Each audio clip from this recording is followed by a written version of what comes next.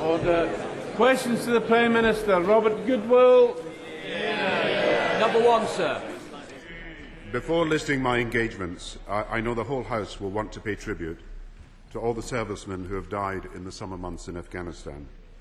In doing so, I send our profound condolences to their family and friends. Warrant Officer Class 2 Gary O'Donnell, Sergeant Jonathan Matthews, Corporals Jason Barnes and Barry Dempsey, Lance Corporal Kenneth Rowe and Nicky Mason, Private Peter Cowton, Private Jason Rostrom, Signaller Wayne Bland, Ranger Justin Couples. We owe them and all those who have lost their lives in conflict a huge debt of gratitude. Mr. Speaker, this morning I had meetings with ministers.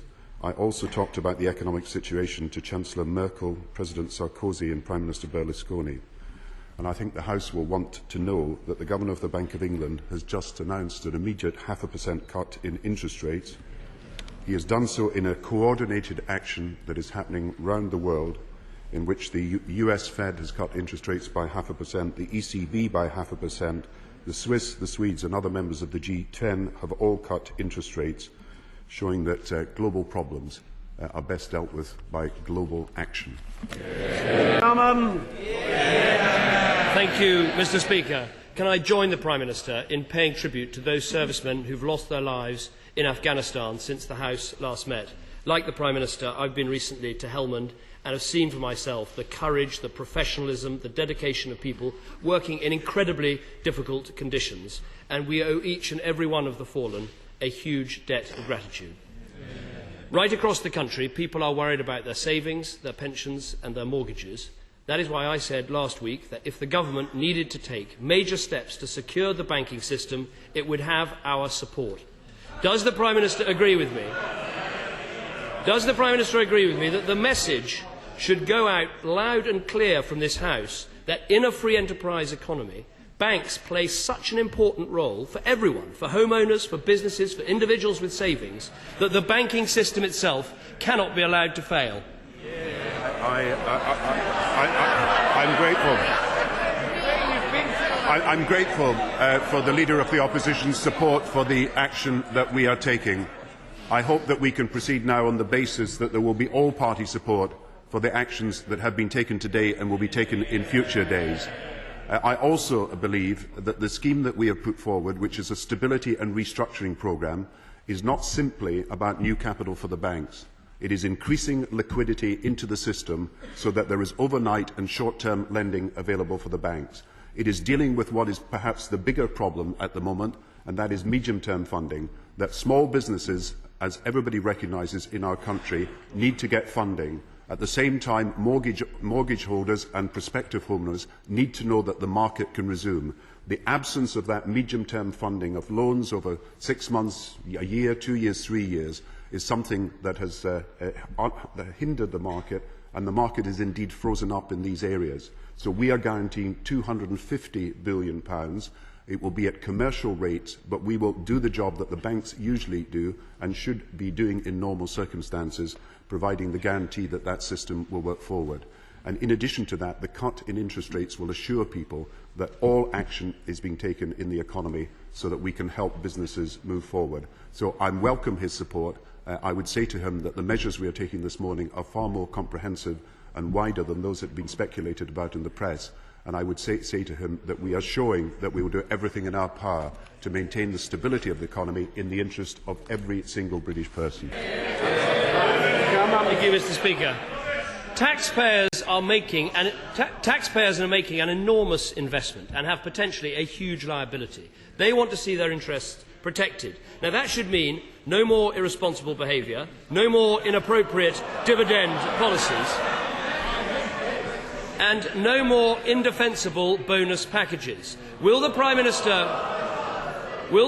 confirm that these will be conditions of the agreement for getting taxpayers' cash? And crucially, can he tell us how these conditions are going to be enforced once everyone has actually signed up? Mr. Speaker, again, I'm grateful for the chance to explain how we will move forward this particular proposal that the Chancellor announced this morning. As far as the remuneration packages available to executives are concerned, it will be a condition of the capitalisation of banks. that they will accept new conditions attached to executive remuneration. And we are in discussion on a case-by-case basis with the banks that want to take up this scheme about what will be the level of executive remuneration, but particularly the bonus system that has caused so much difficulty. Our aim is to support and reward work and enterprise and responsible risk-taking, but not to reward irresponsibility in risk-taking and excessive risk-taking that has caused so much damage. So the Financial Services Authority will be looking. Well, I was asked a question. I think I should have the chance to give the answer. The Financial Services Authority will publish very soon a consultative document about the danger to company balance sheets if, by excessive risk-taking, some of their executives put the balance sheet and put the company at risk. And this will form part of their estimate of what capital is needed by these particular companies. So it is not only a question of the individual banks that we are dealing with having to accept new conditions. There are strings attached, conditions have to be met, but it is also the case that throughout the system, the Financial Services Authority will be proposing a new way of dealing with executive remuneration, particularly bonuses, which will allow them to regulate according to the capital requirements of a company that takes excessive risk. Thank you, Mr. Speaker. Can I ask a question that follows directly from the answer the Prime Minister has just given? Those banks that are most reliant on this scheme are the banks that have taken the greatest risks and in some cases have behaved irresponsibly. So can the Prime Minister guarantee that in those banks there will be no bonuses for senior executives this year?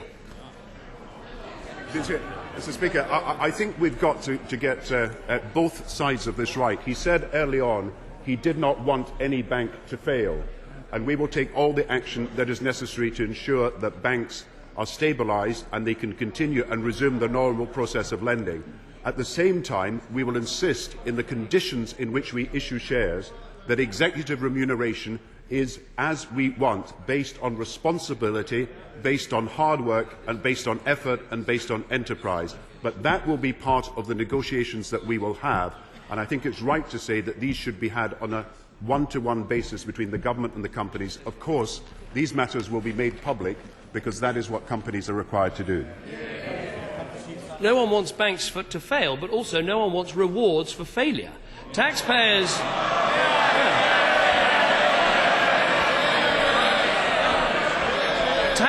now have an investment, so taxpayers have an interest, and they will rightly be infuriated if they see their hard-earned money going in bonuses that are rewards for failure. Now, the other thing that the taxpayer would expect is that everything possible is done to improve the regulatory system. Now, one of the problems is there is no one in the system who is there to take an overall view of indebtedness in the economy. Will the Prime Minister look with a genuinely open mind at restoring the role of the Bank of England, the role they had for decades on calling time on debt levels in the economy?